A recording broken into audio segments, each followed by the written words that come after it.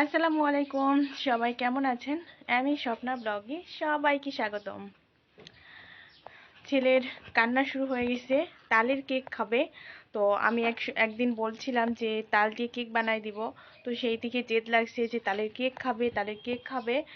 তো এই কথা শুনে ওর পাপ্পা কালকে রাতে দোকান থেকে আসার সময় দুইটা তাল কিনে আনছে। হ্যাঁ, পাকা, একদম পাকা তাল। এখানে দুইটা তাল নিয়ে নিয়েছি, এই যে একদম পাকা পাকা তাল দেখতেই পাচ্ছেন।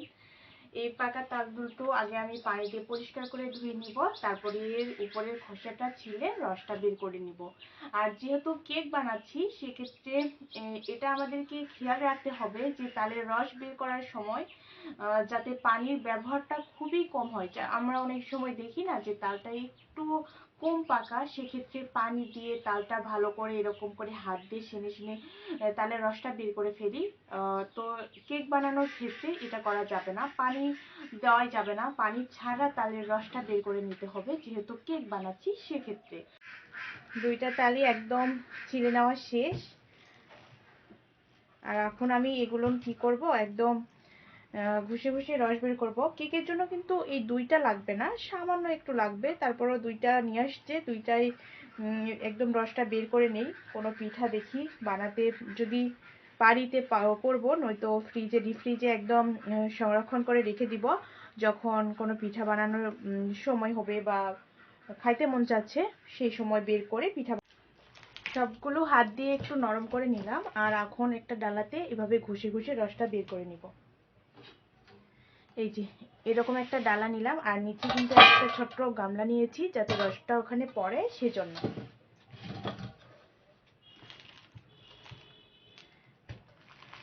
এভাবে একটা করে নিব, আর এইভাবে ঘষে ঘষে এখন রসটা বের করে নিব। একটু সময় লাগবে, তবে করতে হবে। এরকম একটা পাতলা জর্জেট রোনা নিয়েছি, আর এটা কিন্তু পরিষ্কার করে আমি ধুয়ে নিয়ে আসলাম। এটাতে করে এখন ছেঁকে নিব। এরকম একটা ছোট্ট গামলার উপর রেখে এই রসগুলো এর মধ্যে দিয়ে দিব।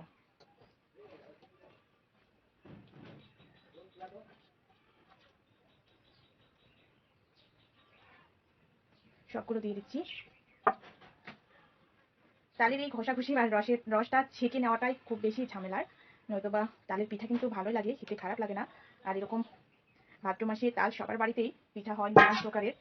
যে যেরকম পিঠা বানাতে পারে সে সেরকম ভাবে বানায়, ভালো লাগে খাইতে। এই যে সবগুলো এখন দিয়ে দিয়েছি, আর এখন এভাবে চাপ দিয়ে এই রসটাকে বের করে নিব। এই যে দেখেন, চাপ যখন দিচ্ছি কত সুন্দরভাবে রসটা বেরিয়ে আসতেছে। এভাবে সবগুলো রস চাপ দিয়ে বের করে নিব।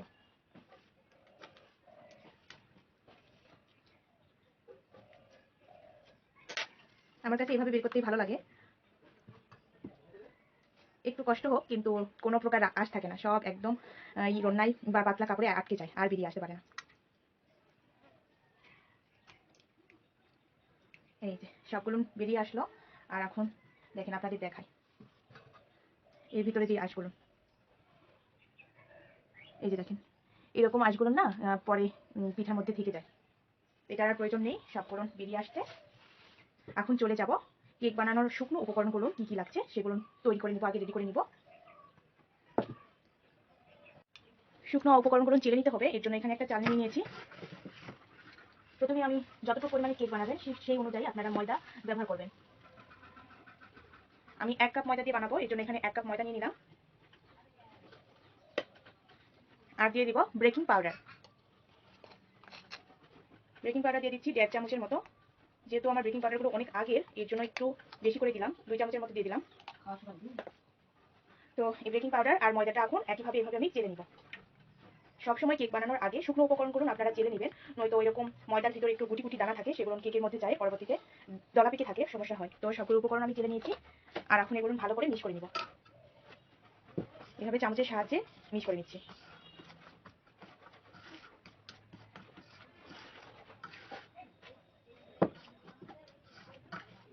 শুকনো উপকরণ এখানে রেডি, আর চলে যাব এখন ডিম চিনি ব্লেন্ড করে নিতে।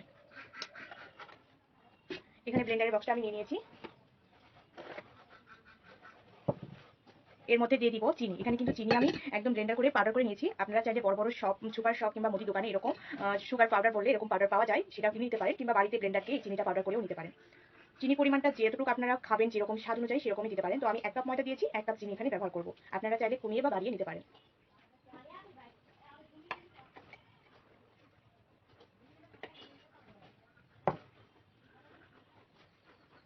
একবারে 1 কাপ মেপে দিচ্ছি।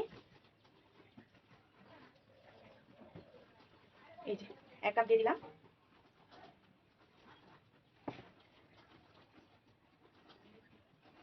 দিয়ে দিব 2টা ডিম। ডিমটা অবশ্যই নরমাল হতে হবে। ফ্রিজে থাকলে কিন্তু এটা কেক বানানোর জন্য উপকারে আসবে না, কারণ কেক বানানোর সময় ডিমটা নরমাল বাইরে রাখতে হবে, বাইরের তাপমাত্রায়। আর ফ্রিজে যদি থাকেও তাহলে আপনারা কমপক্ষে আধা ঘন্টা আগে, কেক বানানোর আধা ঘন্টা আগে বাইরে রাখবেন। তো আমি এখানে 2টা ডিম ব্যবহার করতেছি। চাইলে আপনারা 2টা, 4টা, 6টা যেরকম কেক বানাবেন সেরকম ডিম দিয়ে দিবেন।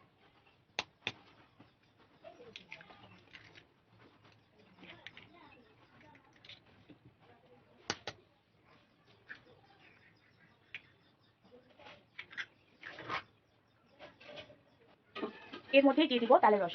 তো তালের রসটা আপনারা পরেও ব্যবহার করতে পারেন, কিংবা এরকম ব্লেন্ডারে নিয়ে ফেটেও নিতে পারেন। আমি এখানেই দিয়ে দিচ্ছি, আপনারা পরেও ব্যবহার করতে পারেন। পরে বলতে যখন আমরা শুকনো উপকরণগুলো মিশাবো লিকুইডের সঙ্গে, ঠিক তখনও এরকম করে তালের রসটা আপনারা ব্যবহার করতে পারেন। তো আমি সেই রিস্কটা নিচ্ছি না, আমি একবারে এই ডিম চিনি সবগুলোর সাথে ফেটে নিচ্ছি। তো এই যে তালের রসটা আমি এর মধ্যে দিয়ে দিলাম।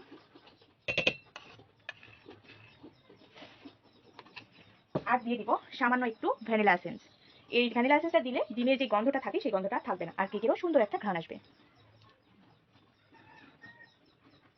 খুব বেশি কিন্তু আমি দিলাম না, সামান্য একটু দিয়ে দিলাম। আর খুব বেশি দিলে অন্য একটা ঘ্রাণ চলে আসবে, আর সবাই ভ্যানিলা এসেন্সের ঘ্রাণটা সহ্য করতে পারে না।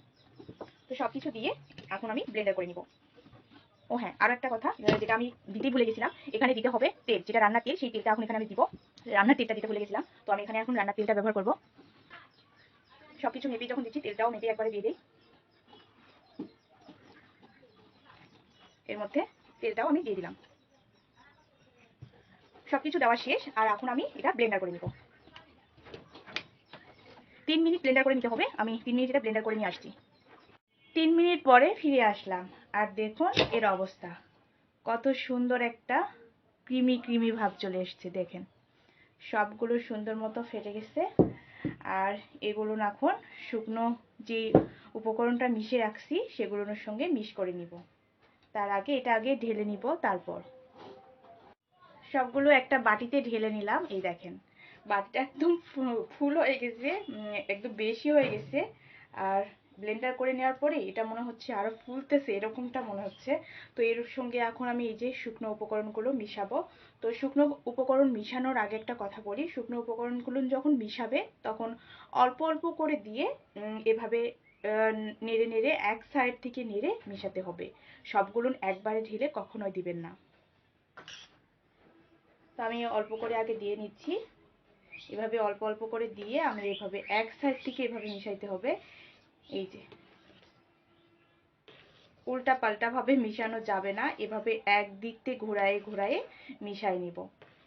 তো এভাবে অল্প অল্প করে দিব, আর অল্প অল্প করে এভাবে আস্তে আস্তে করে আমি মিশাই নিব।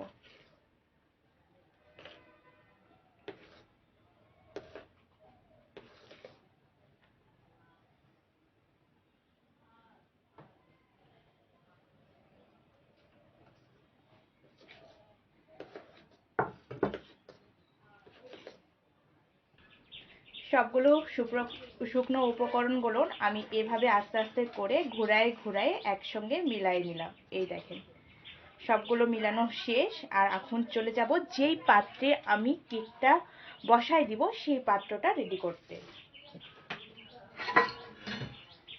এই যে এরকম একটা ছোট্ট সাসপিনে করে আমি কেকটা বানাবো। তো সাসপিনটা আমার আগে থেকেই ধুয়ে পরিষ্কার করা ছিল, তারপরও আমি এটা ভালো করে মুছে নিব।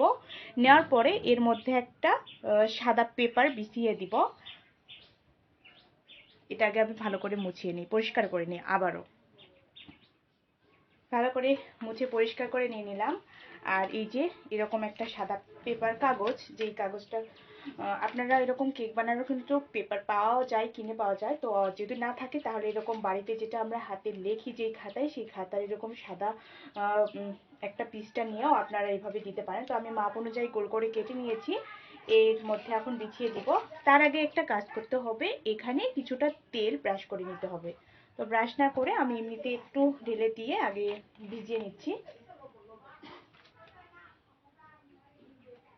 অল্প করে একটু তেল দিয়ে নিলাম, আর এভাবে গড়ায়ে গড়ায়ে পুরোটাই নিয়ে নিচ্ছি। তেলটা দিলে কি হয়, কেকটা নিচে থেকে লেগে যায় না, আর যখন কেক হয়ে যায় তখন ওঠানোর সময়ও সুবিধা, যে খুব সুন্দরভাবে তাড়াতাড়ি উঠে যায়, আর এরকম সসপ্যানের গায়ে একদম আটকে থাকে না। তেলটা দেওয়ার পরে আমি কাগজটাও দিয়ে দিচ্ছি, আর কাগজটার উপর আরও কিছুটা তেল দিয়ে নিব।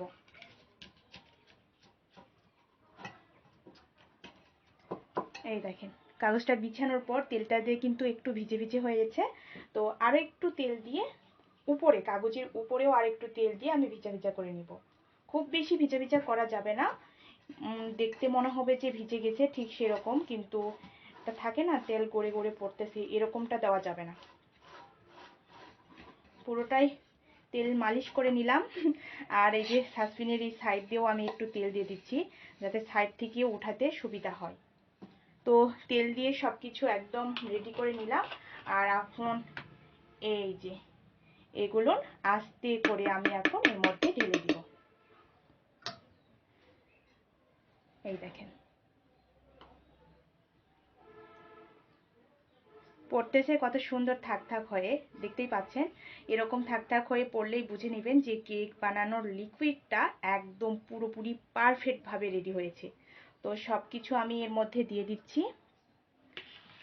বাটিতে যেগুলো ছিল সেগুলো চামচের সাহায্যে আমি এভাবে নেমে দিচ্ছি। এখনই যা ঘ্রাণ আসছে না ভ্যানিলা এসেন্সটা দেওয়ার জন্য, অনেক সুন্দর একটা ঘ্রাণ বেরিয়েছে, অনেক সুন্দর। আল্লাহ আল্লাহ ভরসা, খুব ভালোভাবে যেন হয়ে যায় কেকটা। আমার ছেলে অনেক কান্না করতেছে, তালের কেক খাবে তালের কেক খাবে। তো আল্লাহ ভরসা, দেখি কি হয়, বানানোর পরে বোঝা যাবে, আগে তো কিছু বোঝা যাবে না। তো সবগুলো ঢেলে দেওয়ার পরে এরকম আস্তে আস্তে করে একটু ট্যাপ করে নিতে হবে, যাতে ভিতরে যেই বাবলসগুলো থাকে সেগুলো বেরিয়ে যায়।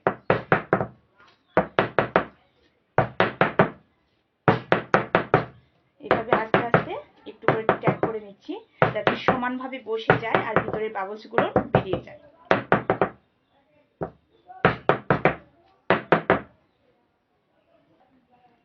আর উপর থেকে আমি দিয়ে দিব কিছুটা কাজু বাদাম আর কিছুটা কিশমিশ। এটা কোনো স্বাদ বাড়ানোর জন্য না, শুধুমাত্র উপর থেকে দেখতে সুন্দর লাগবে এর জন্য। চাইলে আপনারা দিতে পারেন, না চাইলে বাদও দিতে পারেন। এটা নিজের কাছে সৌন্দর্য, নিজেকে নিজে যেরকম করে সাজিয়ে নেবেন ঠিক সেভাবেই হবে। তো আমি উপর থেকে কিছুটা দিয়ে দিলাম। এই যে দিয়ে দিয়ে শেষ। আর এখন এটা একদম ঝাপনা দিয়ে চুলায় বসিয়ে দিব। 5 মিনিট হিট করে নেওয়ার পর এভাবে তাওয়াটার উপর কেকের পাত্রটা বসায় দিয়ে এরকম একটা ঢাকনা দিয়ে আমি ঢেকে দিচ্ছি। ঢাকনার ছিদ্রটা কিন্তু আমি একটা লং দিয়ে বুজে দিয়েছি। তো এভাবেই এখন রেখে দিব। আর চুলার জালটা একেবারে মিডিয়াম লোয়ের মাঝামাঝি রাখতে হবে। তো এভাবেই রাখতে হবে 30 মিনিট। 30 মিনিট পর দেখা অলরেডি 20 মিনিট পার হয়ে গেছে, আর কেকের অবস্থাটা আপনাদের দেখায়। এই দেখেন, আমি কিন্তু ঢাকনা খুলবো না কোনো অবস্থায়। 30 মিনিটের আগে কখনো ঢাকনা আপনারাও খুলবেন না যতক্ষণ না কেক হচ্ছে। আর এরকম উপর থেকে দেখা গেলে তো আর কথাই নেই, যখন দেখবেন যে হয়ে গেছে তখন নামায় ফেলবেন। এই দেখেন মাঝখানে কিন্তু একটু কাঁচা কাঁচা উপর থেকেই দেখা যাচ্ছে। আর কেকটা কীরকম দিয়েছিলাম আর কতটা ফুলে গেছে দেখতেই পাচ্ছেন। তো আরও কিছুক্ষণ হবে, মানে 20 মিনিট হয়েছে, আরও 10 মিনিট এভাবেই আমি চুলার উপর রেখে দিব, যতক্ষণ না হচ্ছে ঠিক ততক্ষণ। খুব খুশি লাগতেছে যে কেকটা এতটা ফুল। 30 মিনিট পর ফিরে আসলাম, আর এখন চেক করে নিব। এরকম একটা কাঠি দিয়ে আমি চেক করে নিব, আপনারা চাইলে টুথপিক দিয়েও চেক করে নিতে পারেন। চুলার জালটা কিন্তু এইমাত্র আমি বন্ধ করলাম, আর ফুল 30 মিনিট হয়ে গেল। তো এখন একটু দেখি, আল্লাহ ভরসা কি হয় দেখা যাক। দেখতে তো মনে হচ্ছে মাশাআল্লাহ অনেক সুন্দর হয়েছে। তবে এখন মাঝখান থেকে এভাবে দিয়ে খুব হাসি পাচ্ছে, দেখতেই পাচ্ছেন যে কেকটা একদম পুরোপুরি রেডি হয়েছে। এই যে কাঠির গায়ে কিন্তু কোনো প্রকার কিছু ভরে নাই, আর যদি ভরে থাকে মনে করবেন যে সেটা হয় নাই। আর এই দেখেন একদম শুকনো কাঠি বেরিয়ে আসতেছে, তার মানে বুঝে নেবেন যে কেকটা একদম পুরোপুরি রেডি। এই যে আমি চারদিকে কিন্তু দিয়ে দিয়ে দেখতেছি পুরোপুরি রেডি। এই যে দেখেন একটুও কাঠির গায়ে লেগে নাই, সম্পূর্ণ কেকটা একদম পারফেক্টভাবে হয়েছে। তবে এখন আমি ঠান্ডা হওয়ার জন্য এভাবেই রেখে দিব যতক্ষণ না ঠান্ডা হচ্ছে। এটা কিন্তু প্রচণ্ড গরম, ঠান্ডা হওয়ার পর এটা বের করে নিব। কেকের এটা একদম ঠান্ডা হয়ে গেছে আর আমি এটা এখন বের করে নিব। এই দেখেন সাইড থেকে একদম খুলে আসছে, এটা তেল দেওয়ার পরে এটা আর আটকায়নি। আমি কিন্তু কোনো ছুরি বা চামচ দিয়ে এটা খুলি নাই, এমনি এমনি খুলে যাচ্ছে। এই দেখেন কত সুন্দরভাবে।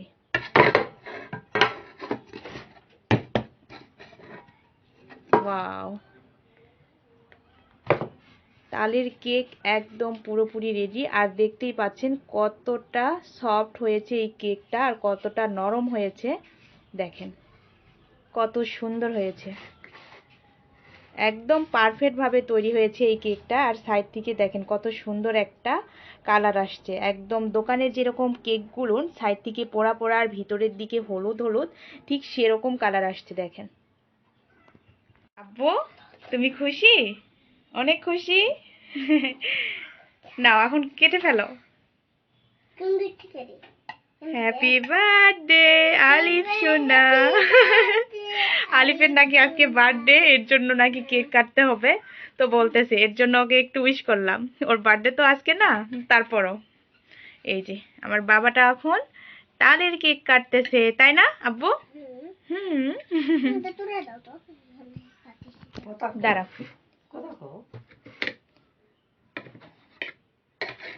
দাঁড়াও আমি একটু দেখাই। হ্যাঁ এই দেখেন গরম এখনো ভাব বের হচ্ছে আর কেকটা কতটা সফট হয়েছে দেখতেই পাচ্ছেন, কত নরম। দেখেন ওয়াও, হেভি সুন্দর হয়েছে।